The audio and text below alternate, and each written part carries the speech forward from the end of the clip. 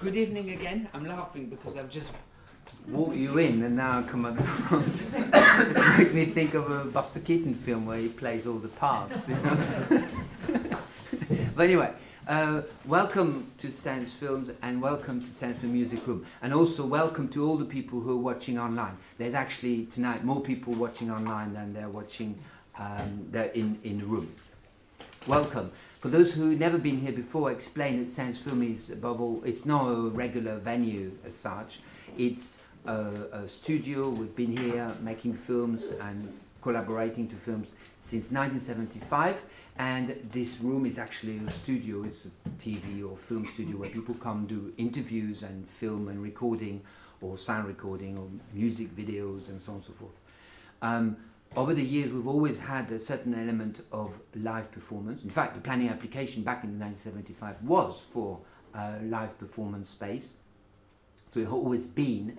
But during the COVID and the lockdown, we really embraced the idea of having more live events, not in search of more entertainment and more distraction, of which there's plenty in London, but to create a space for performers, for live music, for artists, for people who are doing work. It's a workspace. I like the idea to keep the notion is a workspace, a cultural space, an artistic space, rather than a place where my prime minister just would be your credit card number and how much money I can extract out of you, which is sadly the purpose and the aim of many of the venues in town. Anyway, so this is why we're here. This is why we are doing what we're doing. This is why we don't have a show every night and so on and so forth. And it's also why we have this policy of not charging tickets per se. We don't monetize the art and the culture you're about to see. We don't say it's worth $12.99 or $7.50 or it's a bit less for you because you're young or you're old. I mean, which is absurd. It's art and culture, it's offered to you, and we rely on donations. And in this particular case, the performer is not seeking the money for herself anyway. The money is ultimately for a charity, and I'm sure she'll talk about that and explain. So with this, I leave you in peace. Welcome, and I'll go and organize the stream.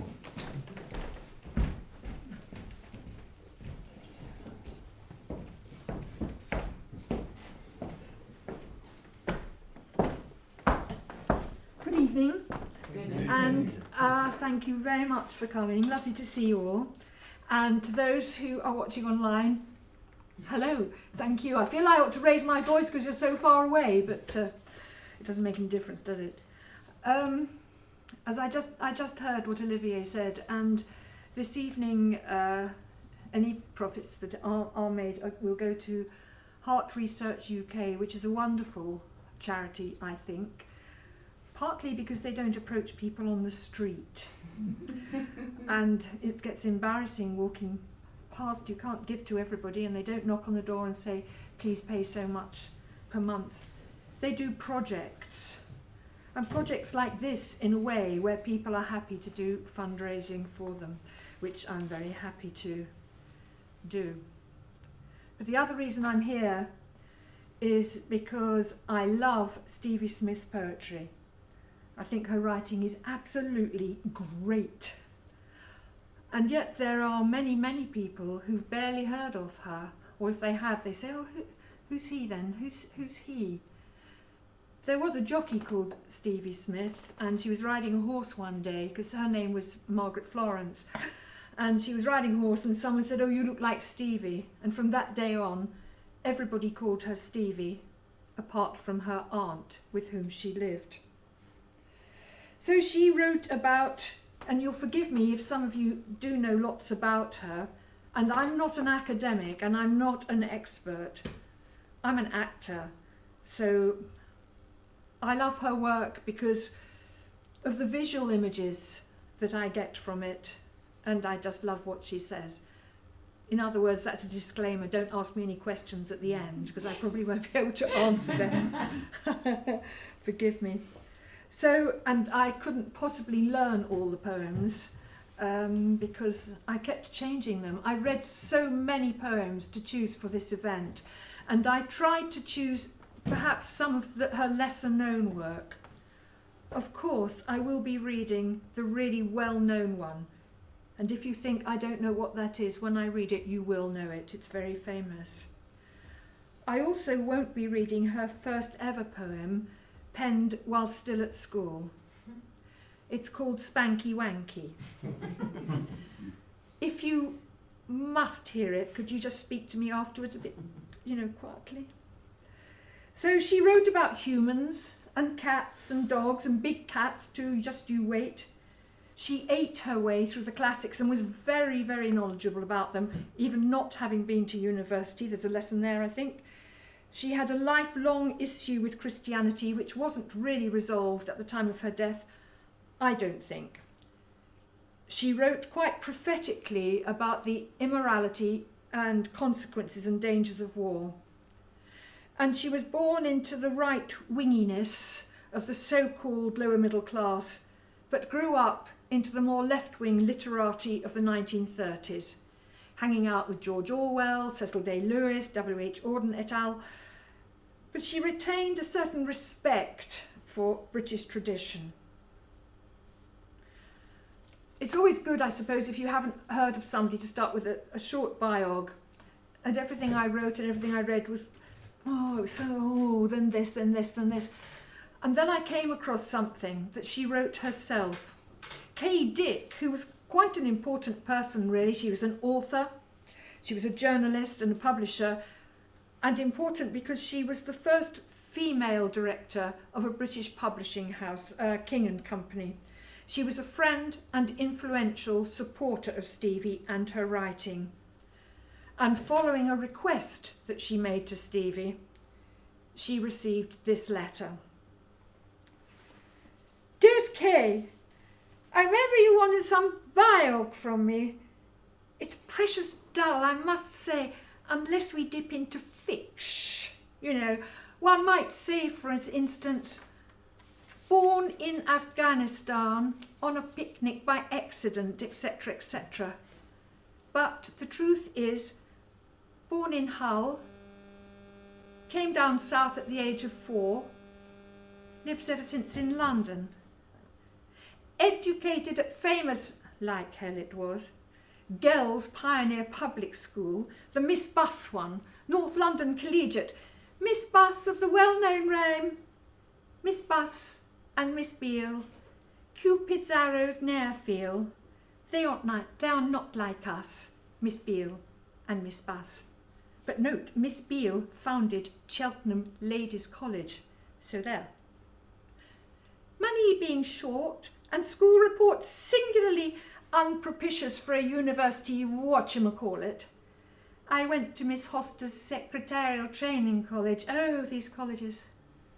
And since have been with Sir Nev and Frank at Nunes Publishing as faithful doggo. What time we know we do not, I have managed to get in, a little writing. Dull though it is, I think all this needs a bit of soft peddling. I generally cover it by saying, has worked all her life in a publishing office. Travels. Well, I've always made as much as possible of those holiday trips to Germany, and there's a lot of it in novel on yellow paper, hardly to France at all, except Brittany and once Bandol. English holidays. She loves, adores them. Can't be torn away from coastal marshes, links and Norfolk, chalk downs, chalk cliffs, sea everywhere, empty country turf trips, nice and soft, walking, like all melancholics, walking and also climbing, doesn't mind cold and high winds, wilts in tropic heat but likes the English sort, never too hot, and lovely late afternoon light. I'm getting lyrical, must stop. Death note, strong in poems, but romantic death, just another holiday, or else a nice, long, everlasting sleepo. Age? Well, don't mind much or take the subtitle out of yellow paper and work it out for yourself. There, love, isn't that nice and dandy? Do come to London soon and have lunch with me. Love, Stevie. My parents were not happily married. He wanted a career at sea. When I grew up, I realised it was what was called an unsuitable marriage. But he came home occasionally on leave. My mother said no word against the creature, and of course appearances were kept up. He sent me postcards. Off to Valparaiso, love Daddy, was one, and a very profound sense of transiency that left upon me. Papa, love, baby. What folly it is that daughters are always supposed to be in love with Papa. It wasn't the case with me. I couldn't take to him at all, but he took to me. What a sad fate to befall a child of 3. I sat upright in my baby carriage and wished Mama hadn't made such a foolish marriage. I tried to hide it, but it showed in my eyes, unfortunately, and a fortnight later, he ran away to sea. So then it was, and how it was, that my aunt, the Lion of Hull, came to live with us at Avondale Road, Palmer's Green, with my sister Molly, my mother and me, and my mother died when I was still quite young. I have a happy nature, but Mother is always sad. I enjoy every moment of my life, but Mother has been had. If Bowes Green is wood green in Sunday clothes, Palmer's Green is Bowes Park that has got on. There is an austere flavour about it, a fine serenity, almost serendipity. No little half-hearted shops here, no barbers at all, hairdressers only. No drapery stores or baby linen shops, but veiled, contemplative establishments with empty windows labelled Odette or Yvonne. Ladies whose presence in a suburb like this is a cachet of social rightness.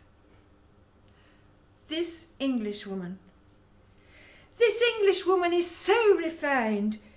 She has no bosom and no behind. Folk don't let themselves go in Palmer's Green. The word jolly is never used. Its synonym is charming or delightful. Everybody proceeds. Even the butcher's cart proceeds. One of the more snobbish of London's outer suburbs, regarded as a better class of district than Hackney or Wood Green, and its political flavour was always noticeably on the side of the right wing. It boasted artistic villas and was very Anglican. I lived and wrote in Avondale Road for all of my life with my aunt. And since I've never married, people have often asked me if I know what love is. Well, I loved my aunt, and she loved me, but in an unobtrusive way, and thus I lived in that most enviable of states, that of mental and creative freedom. Stevie loved animals, particularly cats, and so to start us off, here are 3 of her animal poems. They're all very different. One is about a cat, one about a dog, and one, yes, I promised it, is about some big cats, which also more than touches on her deep and questioning interest in Christianity, and more on that a little later. The first is a rather absurd metaphysical morality animal tale, a fable, the cat speech ranging from upper middle class, bringing it off, to teen speak, all that skyey stuff. It's fairy tale, it's social commentary, speculation about God, yes, he's already creeping into it, and nursery rhyme are all commingled to peculiar and entertaining effect, as the self-righteous and the self-satisfied are mercilessly lampooned in the shape of the insufferable Galloping Cat. The Galloping Cat. Oh, I am a cat that likes to gallop about doing good. So, one day when I was galloping about doing good, I saw a figure in the path. I saw get off. Because I said get off because I'm a cat that likes to gallop about doing good. But he did not move. Instead, he raised his hand as if to land me a cuff. So I made to dodge so as to prevent him bringing it off. Unfortunately, I slid on a banana skin some ass had left instead of putting it in the bin. So his hand caught me on the cheek. I tried to lay his arm open from wrist to elbow with my sharp teeth because I am a cat that likes to gallop about doing good. Would you believe it? He wasn't there. My teeth met nothing but air. But a voice said, "Poor cat," meaning me, and a soft stroke came on me head. Since when I've been bald, I regard myself as a martyr to doing good. Also, I heard a swoosh, as of wings, and saw a halo shining at the height of Mrs. Gubbin's backyard fence. So I thought, what's the good of galloping about doing good, when angels stand in the path and do not do as they should, such as having an arm to be bitten off? All the same, I intend to go on being a cat that likes to gallop about doing good. So now with my bald head I go, chopping the untidy flowers down to and fro, and scooping up the grass to show underneath the cinder path of wrath. Ha ha ha ha ho! Angels aren't the only ones who do not know what's what, and that galloping about doing good is a full-time job that needs an experienced eye of earthly sharpness, worth, I dare say, if you'll forgive a personal note, a good deal more than all that skyey stuff of angels that makes so bold as to pity a cat like me that gallops about doing good. To the Browns' pug dog on my lap in their car coming home from Norfolk. Oh, pug. Oh, pug.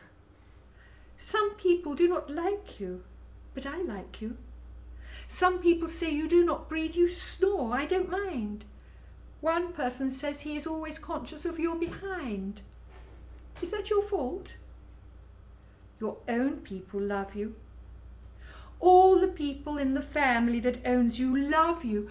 Good pug, they cry. Happy pug. Pug, come for a walk.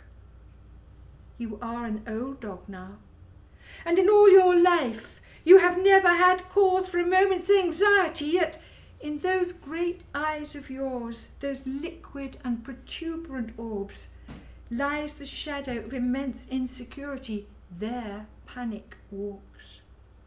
Yes, yes, I know. When your mistress is with you, when your master takes you upon his lap, just then for a moment, almost, you are not frightened, but at heart you are frightened, you always have been. Oh, pug, obstinate old nervous breakdown, in the midst of so much love and such comfort, still to feel unsafe and be afraid. How one's heart goes out to you. And the big cats. Sunt leones. The lions who ate the Christians on the sands of the arena, by indulging native appetites, played what has now been seen a not entirely negligible part in consolidating at the very start the position of the early Christian church. Initiatory rites are always bloody, and the lions, it appears from contemporary art, made a study of dyeing Colosseum sands a ruddy, liturgically sacrificial hue, and if the Christians felt a little blue, well, people being eaten often do. Theirs was the death and there's the crown undying, a state of things which must be satisfying. My point, which up to this has been obscured, is that it was the lions who procured, by chewing up blood, gristle, flesh and bone, the martyrdoms on which the church has grown. I only write this poem because I thought it rather looked as if the part the lions played was being overlooked. By lions' jaws, great benefits and blessings were begotten, and so our debt to lionhood must never be forgotten.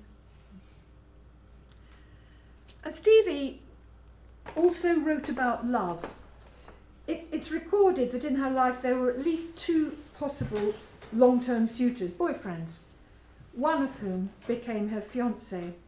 Now the first was Karl Eckerberg, a young German man from whom she parted as various views that he held became more and more apparent and unpalatable to her. They didn't coincide with hers, to put it mildly, because he was a Nazi. And so that was that. The second, very interestingly I think, was a local man called Eric, kindly and loving. He wanted them to marry, but she just couldn't contemplate the restrictions, domestic, social and creative, that would have made her subject to. She said that she was a friendship girl.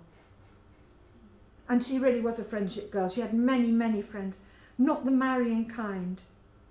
But she was very fond of him and immortalised him in Freddie. Freddie. Nobody knows what I feel about Freddie. I cannot make anyone understand. I love him sub specie et eternitatis. I love him out of hand. I don't love him so much in the restaurants, that's a fact. To get him hobnob with my old pub chums needs too much tact. He don't love them and they don't love him. In the pub love lights they say Freddie very dim. But get him alone on the open saltings with the sea licks up to the fen. He is his and my own heart's best. World without end, ahem.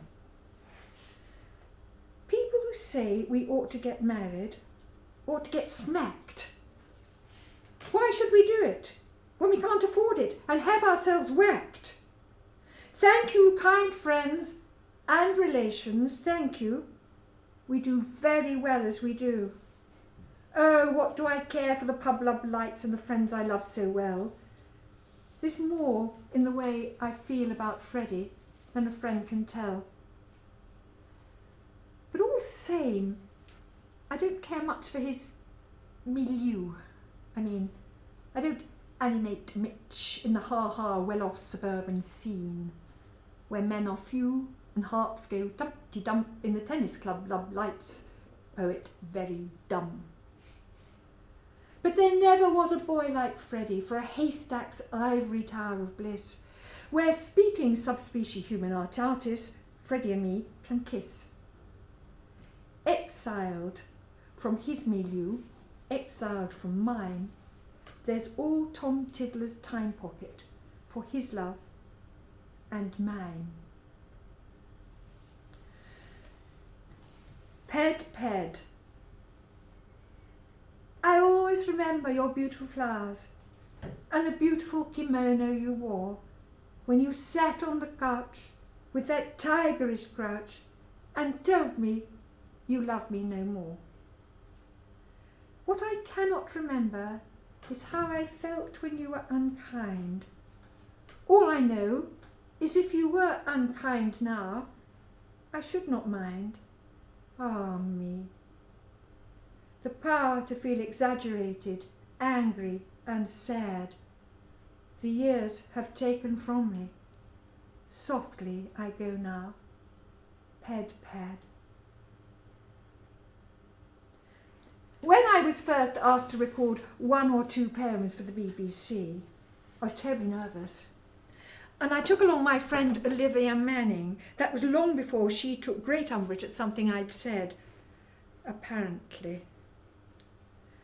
One knows always liable at the best of times to bristle for a snifter, on the rationale that one usually arrives in public gatherings a couple of sherries below par. We had a quick one in the green room. But I was so nervous, and in the studio, a thoughtful young man wearing headphones came up to me and discreetly asked if I would like another sherry. Well, I said, we don't actually mind how many sherries we have.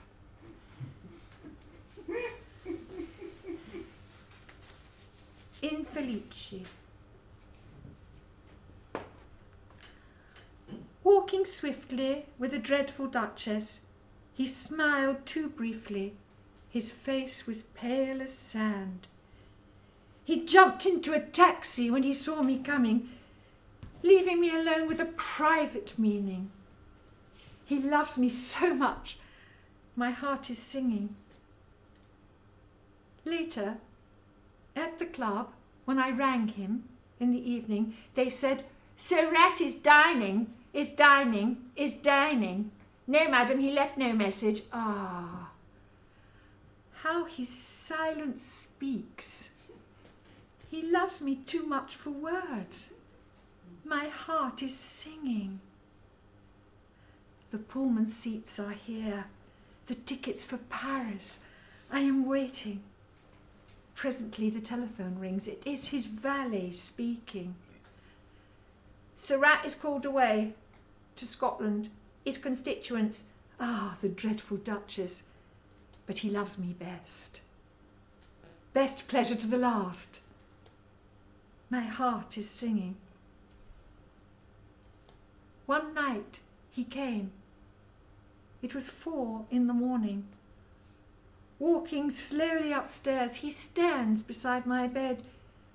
"Dear darling, lie beside me. It is too cold to stand speaking." He lies down beside me. His face is like the sand. He is in a sleep of love. My heart is singing. Sleeping softly, softly. In the morning I must wake him, and waking he murmurs, "I only came to sleep." The words are so sweetly cruel. How deeply he loves me. I say them to myself alone. My heart is singing. Now the sunshine strengthens. It is 10 a.m. He is so timid in love. He only needs to know he is my little child. How can he come if I do not call him? I will write and tell him everything. I take the pen and write. "I love you so much." My heart is singing. I worked for many years for Sir Neville at Newnes, the publishing house, not doing anything of any great importance. It gave me some time for writing, and then I had an accident, and I did not return there. So since then, I've had plenty of time for writing. Deeply morbid. Deeply morbid. Deeply morbid was the girl who typed the letters, always out of office hours running with her social betters. But when daylight and the darkness of the office closed about her, not for this, not for this, her office colleagues came to doubt her. It was that look within her eye. Why did it always seem to say goodbye? Joan, her name was, and at lunchtime, solitary, she would go and watch the pictures at the National Gallery, all alone, this time with no friend beside her. She would go and watch the pictures all alone. Will she leave her office colleagues? Will she leave her evening pleasures, toil within a friendly bureau, running later in her leisure, all alone, before the pictures she seemed turned to stone. Close upon the Turner pictures, closer than a thought may go, hangs her eye, and all the colours leap into a special glow, all for her, all alone, all for her, all for Joan. First the canvas, where the ocean, like a mighty animal with a wicked motion, with its skin of fleck and shadow, stretching, tightening over him, wild yet captured, by the painter, Joan is quite enraptured. Now she edges from the canvas to another, loved more dearly, where the awful light of purest sunshine falls across the spray. There the burning coasts of fancy open to her pleasure lay. All alone, come away, all alone. Lady Mary, Lady Kitty, the Honourable Featherstone Howe, Polly Tommy from the office, which of these shall hold her now? Come away, all alone. The spray reached out and sucked her in. It was hardly a noticed thing that Joan was there and is not now. Oh, go and tell young Featherstone Howe. Gone away, all alone. She stood up straight. The sun fell down. There was no more of London town. She went upon the painted shore, and there she walks for evermore, happy quite, beaming bright, in a happy, happy light, all alone. They say she was a morbid girl, no doubt of it, and what befell her clearly grew out of it. But I say she's a lucky one to walk forever in that sun. And as I bless sweet Turner's name, I wish that I could do the same.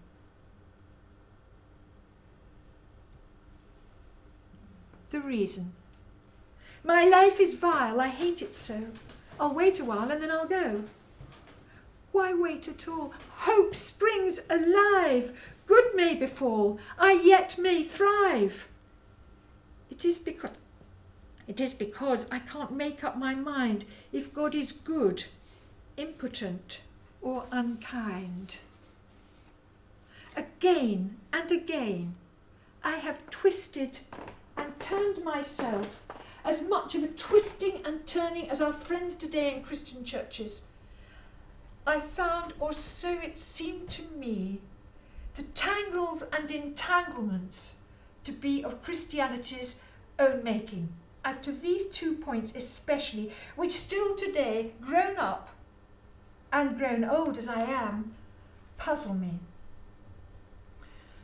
The first is the doctrine of the redemption, this bargain, this really monstrous bargain, that God would save his little children, once so loved and favoured and now gone hopelessly astray, only by the death of his Son, the second person of the Trinity, co-equal and co-eternal upon the cross in man's form and nature.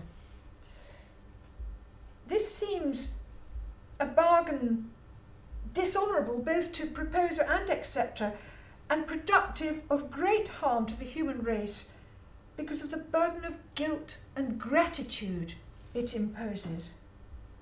One thinks of Epicurus. Omnipotence could, benevolence would, have found some other way.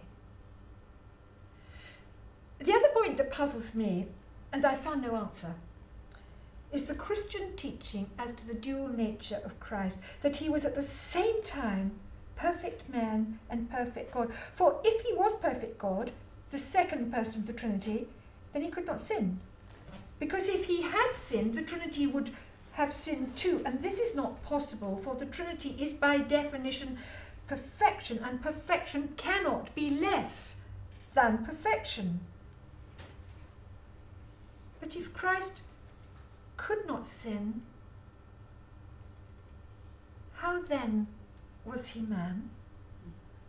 For man, even in Christianity's Garden of Eden, certainly had power to sin, as we all know. Oh, you may think it curious to write poems on such argumentative subjects. But so did the Aryans, you know, when they rushed about Alexandria singing their popular song, "There was a time when the sun was not." What was this but a poem? My poem is called "O Christianity, Christianity." Oh, Christianity, Christianity, why do you not answer our difficulties? If he was God, he was not like us, he could not lose. Can perfection be less than perfection? Can the creator of the devil be bested by him? What can the temptation to possess the earth have meant to him who made and possessed it? What do you mean? And sin? How could he take our sins upon him? What does it mean? To take sin upon one is not the same as to have sin inside one and feel guilty. It is horrible to feel guilty. We feel guilty because we are. Was he horrible? Did he feel guilty? You say he was born humble, but he was not. He was born God, taking our nature upon him. But then you say he was perfect man. Do you mean perfectly man, meaning holy, or man without sin? Ah, perfect man without sin is not what we are. Do you mean he did not know that he was God, did not know that he was the second person of the Trinity? Oh, if he knew this and was, it was a source of strength for him we do not have. But this theology of emptying you sometimes preach, that he emptied himself of knowing he was God, seems a theology of false appearances to mock your facts. As he was God, whether he knew he was or not. Oh, what do you mean? What do you mean? You never answer our difficulties.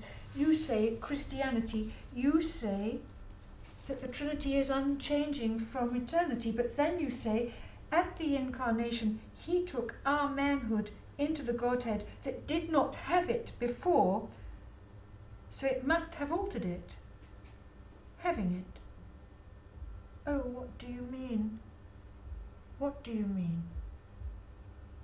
You never answer our questions. And yet, I have not lost and cannot completely lose my faith in God.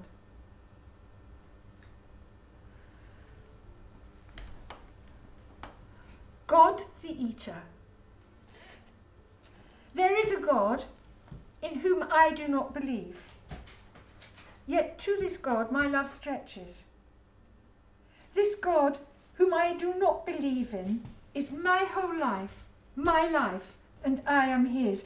Everything that I have of pleasure and pain, of bitter pain and men's contempt, I give this God for him to feed upon, as he is my whole life and I am his. When I am dead, I hope that he will eat everything I have been and have not been, and crunch and feed upon it, and grow fat, eating my life all up, as it is his.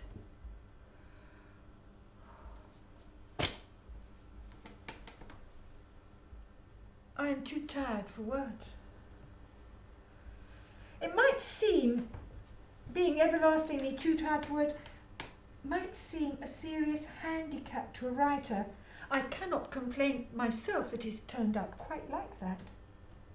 Well, one is tired, and the devil take it. One forces oneself, one gets a bit feverish, and eventually, out of the strain and the exasperation, the words come headlong. The scene shifts wonderfully in the light of the words that are, by reason of the tiredness, just a bit off beam. Yesterday, writing about the great Freud, instead of Austrian dew, which I meant, I wrote autumn dew. And that is an eerie shift. One may sometimes get a poem out of these shifts. But sometimes the shifts of tiredness are too eerie by half. One gets strained, feels guilty, sad and bad, and so falls into despair. It is then that the great thought of death puffs one up for comfort. Yes, that thought of death at command is a great relief to the tired. Indeed, if one is tired all the time, I do not see how one can totally accept the Christian religion. So exhausting and neat, tied up for all eternity with rewards and punishments and plodding on. Oh no, it will not. Christianity will not allow us this delicious idea of command over death, preferring to team up with old Mother Nature, that bloody-minded Stakhanovite, with her brassy slogan, production at all costs. But one wants the idea of death, you know, I do, as something large and unknowable, something that allows a person to stretch himself out. I often try to pull myself together, having been brought up in the stiff upper lip school of thought, and of course, not knowing whether other people find death quite as merry as I do. But it's a tightrope business, this pulling oneself together, and can give rise to misunderstandings which may prove fatal, as in this poem I wrote about a poor fellow who got drowned. His friends thought he was waving to them, but really he was asking for help. Not waving, but drowning. Nobody heard him, the dead man, but still he lay moaning. I was much further out than you thought, and not waving, but drowning. Poor chap! He always loved larking, and now he's dead. It must have been too cold for him. His heart gave way, they said. Oh, no, no, no, no, no. It was too cold always. Still the dead one lay moaning. I was much too far out all my life, and not waving, but drowning. I love life. I would fight to the death for it. Or is that just a feeling you say? I will find a reason for it. I was at a party one evening when a dear friend suggested an alternative title for that last poem. Not gravy, but browning. And parties. Oh, parties! And weekends away with friends. Oh, lovely. And especially when one is leaving and the host say, oh, Stevie, do come again. Do come again, Stevie. Do come again. Those are my very favourite words. And somebody, some friend or acquaintance would always drive me home. Where are you going, Stevie? We'll drive you. Oh, lovely. And sometimes, in all the hubbub of the fun and goodbyes, my answer would be misheard. They would mistake my saying, Pa's Green, for Parson's Green. And then once in the car, would sadly discover that the lift home so kindly offered was a far longer drive than they had expected. The pleasures of friendship. The pleasures of friendship are exquisite. How pleasant to go to a friend on a visit. I go to my friend and we walk on the grass, and the hours and moments like minutes pass. Dear Patricia, thank you so much for your letter and your congratulations. I'm very pleased and surprised too. I went and collected it on Friday and enjoyed that very much too. getting the Queen's gold medal for poetry was the most exciting thing. It used to be sent through the post, I believe, but Cecil changed all that when he became Poet Laureate, and quite right. I mean, just imagine getting a gold medal from the Queen with all those gas bills and postcards from Felixstowe. Anything in the post today, dear? Oh, nothing really. Just a gold medal from the Queen. Anyway, they told me to get to Buckingham Palace at such and such a time, and I was terrified of being late. I'm always late for everything. I had one fortifying drink at the Ritz, and then I walked through the rain and Green Park to the palace. So I got there desperately early, and they were still in the middle of changing the guard. So what to do? The only thing I could think of was to go next door to the Queen's Gallery, which I did, and I bought lots of postcards, mainly Da Vinci drawings, and I stuffed them into my handbag, which was actually quite small. So there I was, standing outside Buckingham Palace with a handbag full of postcards in the rain. So I went up to one of the policemen and said, I'm supposed to be in there, you know. The Queen is giving me a medal. To my surprise, he knew all about it. And in I went, into the palace. I was met by a rather decorative young man in naval uniform. And he showed me into an outer room, a large room, whatever it's called, a huge room. And there was this lady in waiting, a most agreeable girl, and we had a very giggly time. She asked me to do a poem, so I hissed a short one under my breath. The one about a poor debutante sitting all alone at a grand ball, wanting the ground to open up and swallow her up. It seemed rather appropriate, I thought. I cannot imagine anything nicer than to be struck by lightning and killed suddenly, crossing a field as if somebody cared. Nobody cares whether I'm alive or dead.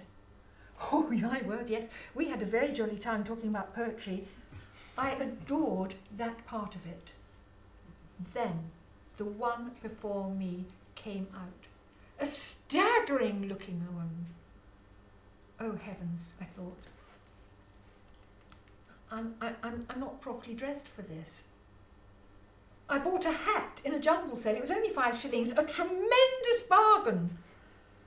But perhaps a bit of a mistake. Anyway, the young naval man took me to the door, and there, far, far away, the room's as big as Trafalgar Square, standing against the mantelpiece, there she was, the Queen. I'd never seen royalty before. Well, only once before. I saw the Queen Mother at the Book Prints exhibition. I was standing on the first floor landing and she walked below. I could have poured sherry right onto her hat. So there she was, there was the Queen. You curtsy and make your way across the room. Then she comes forward and smiles. She's got a very gracious smile and gives you the medal. As she gave it to me, she said, "I don't know what you'll do with it." Oh, I said, well, I suppose I could have a hook put on it and wear it around my neck. "I don't know whether it's real," she said. "Oh," I said, "I'm sure it is." Then she motioned me, I think that's the expression, she motioned me to sit down. There was a table between us. They told me outside not to worry when to come out, because she just rings a bell under the table. Well, the poor darling started asking me lots of questions about poetry, and I really got the idea it wasn't exactly her favourite subject. "How do you think of a poem?" she asked. "Oh, well, I don't know, it just sort of suddenly comes to you when you least expect it, like such as when I'm doing the hoovering, you know, you suddenly think of a poem." She made me feel awfully like a schoolgirl again, being interviewed by a rather cordial headmistress. And after a while I got a bit nervous and said, I don't know why, but I seem to have written rather a lot about murder lately. It was the time of those dreadful deeds on the Yorkshire moors, you see. But this was obviously the wrong thing to say, and the royal smile got rather fixed, and she rang the bell. When it's all over, you walk out backwards and curtsy at the door, and then the young naval man gets a taxi for you. Well, we all went to the Epicure afterwards for a celebration lunch. Cecil Day-Lewis, Eric Walter White from the Arts Council, and Nora Smallwood, my old fire-watching chum from Chatto's. Well, dear Eric ordered oysters, which was a bit of a mistake, because they took ages to arrive, and I had to ask the waiter to bring me some bread and jam to stave off the pangs. Anyway, one of the oysters was off, and Eric was ill for several days. Then back home to Avondale Road, on my own. Perhaps my aunt might have changed her mind about my writing because of this event. Perhaps not. Perhaps she was right all along. Hey-ho. And then my dear sister Molly had a severe stroke in Devon the next year, and so I left Avondale Road and I went to be with her. And then I became ill. Black March. I have a friend at the end of the world. His name is a breath of fresh air. He is dressed in grey chiffon, at least I think it is chiffon. It has a peculiar look like smoke.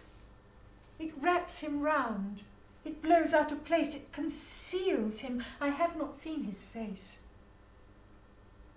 but I have seen his eyes, as pretty and bright as raindrops on black twigs in March, and heard him say, "I am a breath of fresh air for you, a change by and by." Black March, I call him, because of his eyes being like March raindrops on black twigs. Such a pretty time when the sky behind black twigs could be seen stretched out in one uninterrupted Cambridge blue, as cold as snow. But this friend, whatever new names I give him, is an old friend. He says, "Whatever names you give me, I am a breath of fresh air, a change for you."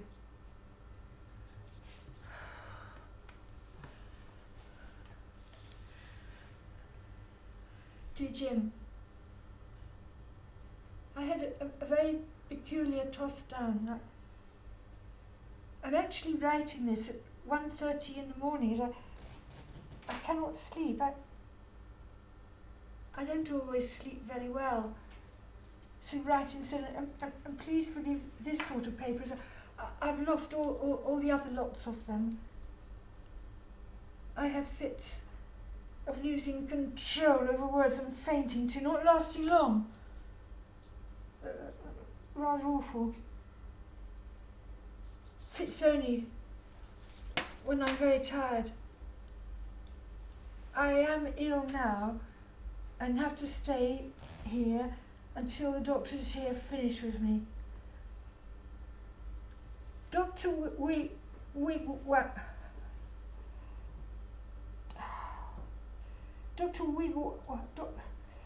Dr. Wigran is wrong when he says my loss of words is in the category of and slight stammer. It's almost a mental blackout. I tried to say to John or someone, I couldn't find the word I wanted, but instead of word, said milk first, and then snow, and could not properly say cannot find, just find milk, snow. I refuse to agree, this in the category of and a slight stammer. But he really is very nice. A nightmare of muddle of words and frightful bells ringing and unknown crowds and crying out advice and all the time and warnings, etc. I cannot understand. And when sanity returns, I remember I have 2 doctors now and must go at once to a third, to specialist for ages and ages and mornings and afternoons, dear, and they stick with sticks and glass tubes and rather sharp with steel rods and hypnos and pinches, and then they'll know what's the matter. Not sure I'll ever be very bright. Oh, so often cannot speak properly, but I scramble very, very well. Do forgive me if I'm over and over this again and again, all this. And I hope you're beautifully happy. Love, Stevie. I feel, what can the matter be? Ask God to have pity on me, but I turn to the one I know and say, come death and carry me away. Ah me, sweet death, you are the only God who comes as a servant when he's called, you know. Listen to this then, this sound I make, it's sharp. Come death, do not be slow.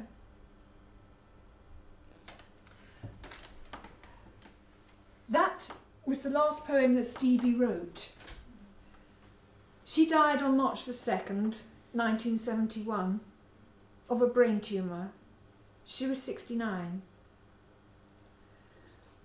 But I'm not going to leave you on that sad note, because I found a couple of quite unusual poems, very different from each other, and which I think really do show the diversity, and some would even say, I hesitate to use the word, but the slight bonkersness of her imagination. Tenuous and precarious. Tenuous and precarious were my guardians, precarious and tenuous, 2 Romans. My father was hazardous, dear old man, 3 Romans. There was my brother Spurious, Spurious posthumous, Spurious was 4 Romans. My husband was perfidious, he was perfidious, 5 Romans. Surreptitious, our son, was surreptitious, he was 6 Romans. Our cat, tedious, still lives, count not tedious yet. My name is Phoenix. Phoenix. I am Phoenix. 6, 5, 4, 3, 2, 1 Roman. Phoenix. Good night. Miriam and Horlick spend a great deal of time putting off going to bed. This is the thought that came to me in my bedroom where they both were. And she said, Horlick, look at Tuggers. He's getting quite excited in his head. Tuggers was the dog, and he was getting excited, so. Miriam had taken off her stockings, and you know, Tuggers was getting excited, licking her legs. Slow. It's funny, Tuggers should be so enthusiastic, said Horlick nastily. It must be nice to get so excited about nothing, really. Try a little higher up, old chap. You're acting properly. I yawned. Miriam and Horlick said good night and went. It was 2:00, and Miriam was quite white with sorrow. Very well then. Good night. Thank you very much indeed. Thank you.